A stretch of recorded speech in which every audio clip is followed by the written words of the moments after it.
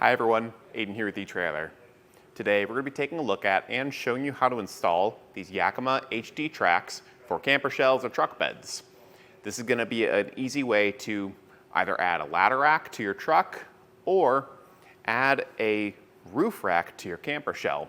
This is a more custom installation, so drilling will be required, but let's check it out. How you use this track will be dependent on your installation.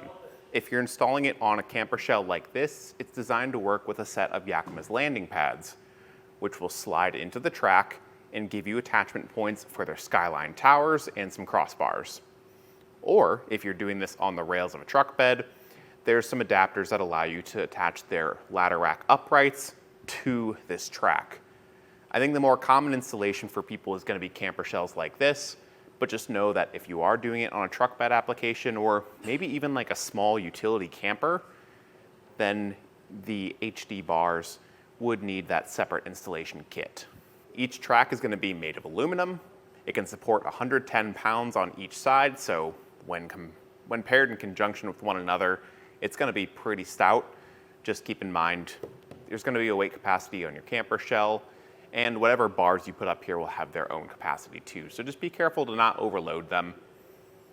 And you're probably wondering how it installs. It is a pretty simple setup.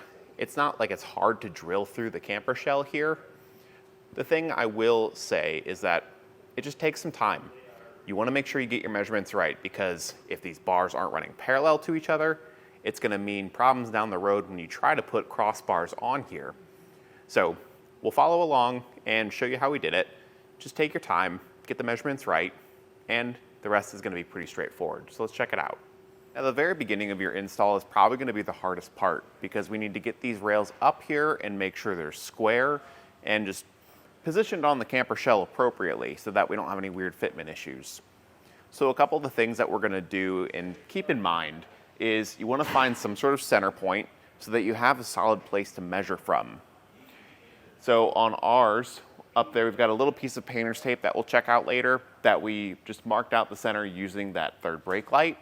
That's a great point of reference because this camper shell isn't necessarily square on the truck. So using some point on the truck isn't going to be your best bet. It's going to be different depending on if you have a different camper shell. So keep that in mind. And then also the taper. This does curve off on the edges, so we can only get it so far to one side before it starts to curve too much. At the same time though, on the inside of the camper shell, if you look up into the roof line there, there's going to be this ridge. It might be a little hard to see on camera, but most camper shells are going to have something like this where this middle is reinforced.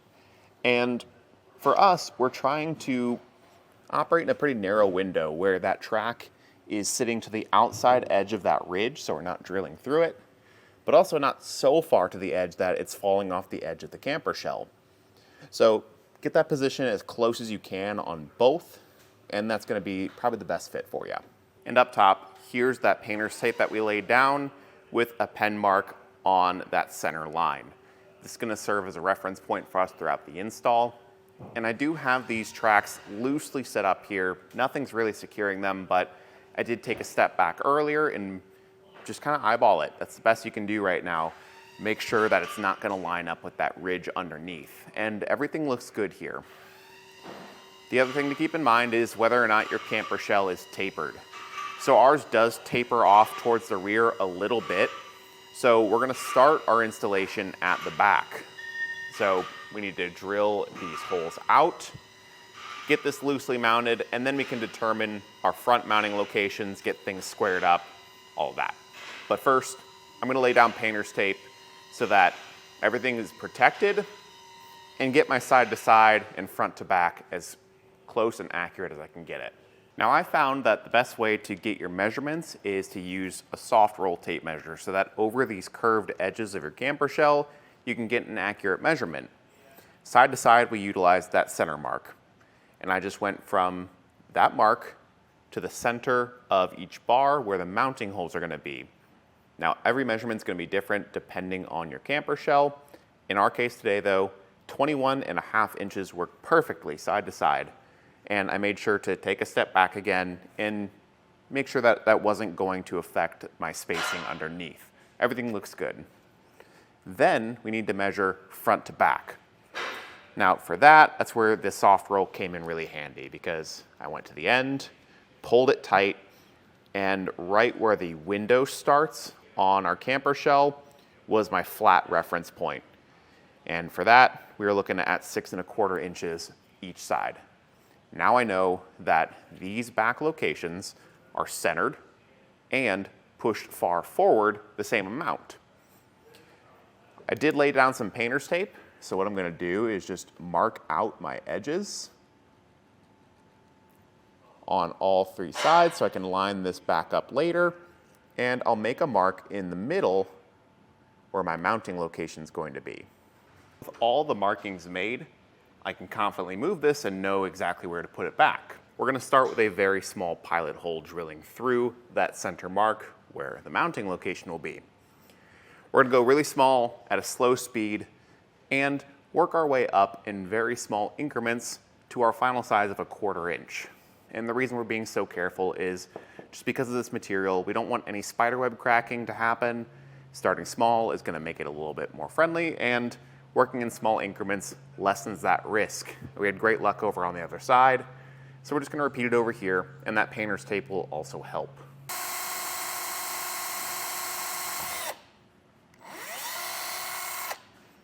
And we'll just work our way up.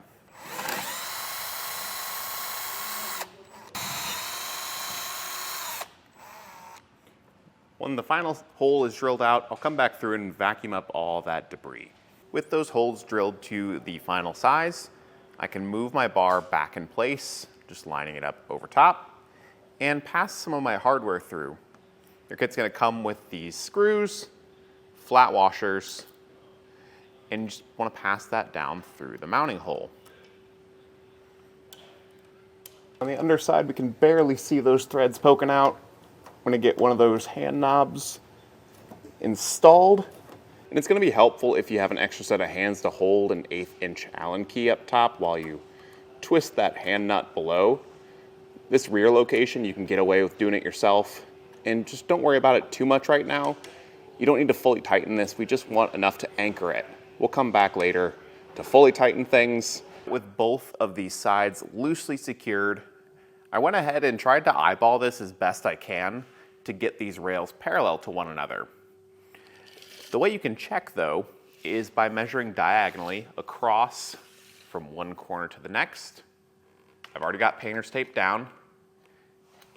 And what I did is just hooked it on the corner of that track there. Here is where an extra set of hands could help. And I measured over to a fixed point like that bolt over on the other corner. And essentially, you just want to take that measurement on both diagonals and see if they match up. If they match up, then we know that our rails are parallel, or that we maybe need to adjust some things. Once we've ensured the rails are parallel, mark your locations the same way we did at the back end. When that's done, you can move it out of the way and repeat the same drilling process that we already saw. Before you drill, it's a good idea that even though you've taken those diagonal measurements, take some just directly across the camper shell from side to side, both at the frontmost mounting location and the backmost mounting location, and ensure that those measurements are the same too. Because one thing that we ran into, the instructions only tell you to do those diagonal measurements, and ours were spot on. Well, if your rails, let's say they're running parallel, and now they're flared out the exact same amount like ours were, yeah, your diagonal measurement's going to be the same from one corner to the other. But that doesn't mean that the rails are parallel to each other. It just means that they're angled the exact same amount. By measuring straight across at all corners, as well as that diagonal, it's just more assurance that we've got the right measurement.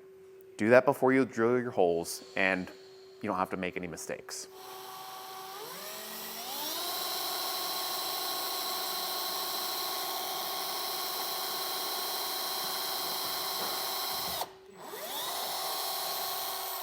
With the front locations drilled out, I removed the hand nut from the back, moved the rail out of the way, and used it as a straight edge to lay down a new piece of painter's tape from front to back, basically just covering the entire length that this is going to sit. That way when we drill out all of our middle holes, there's that layer of painter's tape for extra protection and to allow us to mark our holes.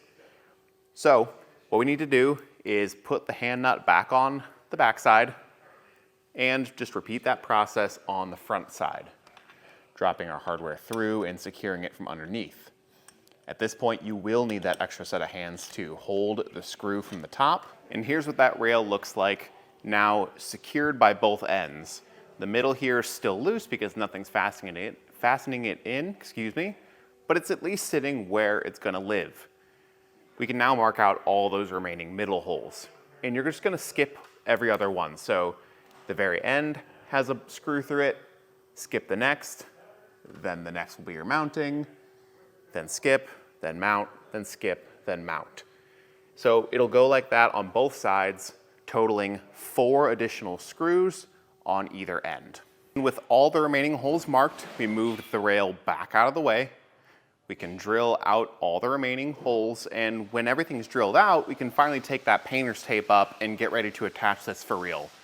So I know it's a lot of back and forth, but this is going to be the best way to make sure everything's lined up properly and keeps your camper shell safe. So you're in the home stretch now, just get those remaining holes drilled out. Now with all the holes drilled and the tape removed, we can make sure all of those holes are weather sealed by just putting some silicone around and making sure that no water can get in. Then whenever we finally put this back on and pass all the hardware through, there's that protective barrier from any water intrusion. Now, your kit does come with silicone, but I'm using a tube that we had down in the shop because it's bigger and I just wanted to make sure I didn't run out. You could always pick up more if you need it, but it's not entirely necessary if you are smart with the one that comes with the kit. I'm just going to carefully drop down the rail with the 2 screws in the very end, trying to line this up as best I can with those holes that we drilled out, and make sure that they pass through. And I'm trying to minimize the shifting around here so that we don't smear all of that silicone that we just laid down and cause it to move from the spot we want it at. Once both ends are in though, you can go down the line and add in the remaining hardware. It's just the same combination as we've been using, 1 screw and 1 flat plate. And then we need to go back through and repeat the process with an extra set of hands like we did before. Someone holds each screw from the top with that Allen key, and then another is in the truck bed using those hand nuts to tighten it up. Only this time we can fully tighten them. I'm going to do the 2 ends first, make sure it's all loosely threaded in, and then we can go through, install the middle ones, and fully tighten everything. And of course, repeat that on the other side. With all the hardware tightened down, I always like to give things a shake test and make sure that nothing is moving around loosely, but this track feels solid. And at this point, we're ready to start hooking up some gear and we're ready to hit the road. But that'll do it for our look at and installation of these Yakima 60-inch tracks for your camper shells. Thanks for watching.